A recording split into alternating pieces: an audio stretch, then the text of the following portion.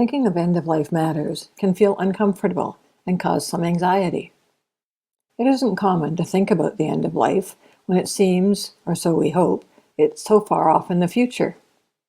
Planning for retirement might feel more comfortable because it brings thoughts of spending time doing the things you love. That is, rather than working towards retirement, which is exciting and rewarding after a long career. However, it's just as important to think about and plan for the inevitable winding down of life. There's no easy way to think about death, or even an illness or accident. It's much easier to think about being vital and healthy. Focusing on health is important. Doing the things you can to stay healthy, like eating right, exercising, and keeping a healthy mindset, is sure to keep you fit and focused on a great life. However, not thinking about end-of-life matters won't make the inevitable any easier or make it go away. There is one thing we all have in common, and that is we're going to pass away. What none of us really knows is when or how. It is and will continue to be one of life's biggest personal mysteries. End-of-life planning matters because there's many things you can do to make things easier for yourself and your family. There are steps you can take to be prepared for if and when you face an accident, an illness, or your life ends. However, there are many people who still believe in doing so you are tempting fate. We've all heard that you can attract or manifest what it is you think about. These are immature ways of looking at a very mature subject. We're not talking about obsessing or becoming fixated on death. To coin another phrase, expect the best, prepare for the worst. Meaning, we're planning for a long life, but we are preparing for things when the worst occurs. End-of-life planning isn't just about your funeral.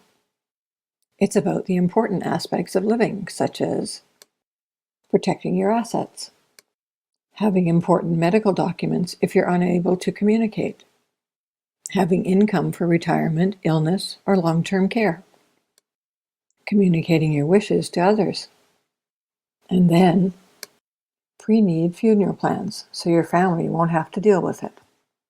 They can focus on the celebration of life most families want to have. It might feel strange thinking about or taking action regarding end-of-life matters, but like anything else, the more you engage in the task, the easier and more natural they'll feel. Before you know it, speaking to professionals about your needs and sharing the information with your family will feel a lot less odd and a lot more prepared.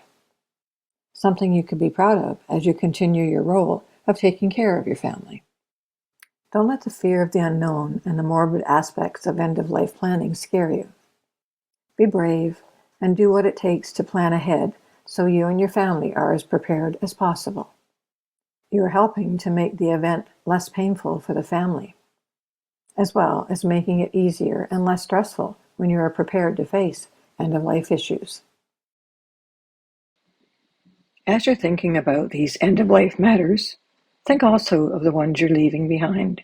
And remember that as they see your leavings, you're shaping the memories they have of you. That was the reason I created the Leavings Journal. The byline of it reads, "No matter where you spend your final days, there will be leavings." Those leavings are all the non-will-worthy items that the family will have to address and that are not financial in nature. It's your assets, which all speak to money, where it is, and how it's to be used. And while it also speaks to who gets what, that what is still mostly associated with money, bank accounts, life insurance, homes, or cars. But our lives, and what we leave behind, is so much more than dollars and cents. We all have stuff that our children, grandchildren, brothers, and sisters have to deal with. Take a wander in your mind around your house. There's furniture, dishes, bedding, clothing, for some of us, living aids like canes, walkers, scooters, and even my own trusty trike I use to get out and about along the river and lake pathways. All of this needs to have something done with. Challenges those we leave behind have is in giving away or actually throwing away something a loved one used on a daily basis. To them, it may feel like an act of disloyalty or disrespect to pitch it into a green garbage bag or bin. You need to give them permission and guidance as to what you would like them to do with it. The purpose here is to ease their mind, remove any feelings of guilt they have when ditching those well-worn but still usable slippers Mom or Dad wore every day. You've told them it's okay.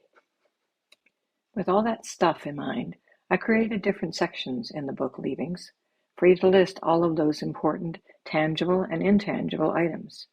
I've labeled one, My Treasures, with a page describing what those might be: artwork, jewelry, watches, special books. And others labeled My Stuff. Another, Charity, which is simply a place to include charities you support, not necessarily financially, that the family might direct items in the My Stuff section. Each page has 4 simple boxes to check indicating what they might do with them. The boxes are simply charity, recycle, trash, or save for someone special, and your rationale for addressing that person. The digital items section is something relatively new and possibly somewhat of an annoyance, but nonetheless something we all have to address, and we all seem to have. Digital thus, such as passwords, online presence, email addresses, groups you've joined, online friends you've made, Facebook pages, Amazon, Netflix, and others that will come along before you go, I'm sure. The sections each have a cover page that explains the rationale for their inclusion. But to put it simply here, no matter how adept or inept we are with computers, we all have a digital footprint somewhere, even if it's just an email account. And having experienced learning of the death of a lifelong friend on her own Facebook page before it was taken down was shocking and very painful. A pain I still feel today when I see her name in my old contacts list. Having the information included in this journal about these people can help our families share your loss with them. These are people our families, for the most part, have no idea even exist, or that we consider them as friends, so that they recognize their inclusion and have a way to notify them. Now that's just me. You may have no desire to have these people or groups of people be made aware of your passing. If so, then you can just ignore this section. However, if you've read or listened to this long, then you may be interested in the sequel to Leavings that shares what others have been writing about on the same topic.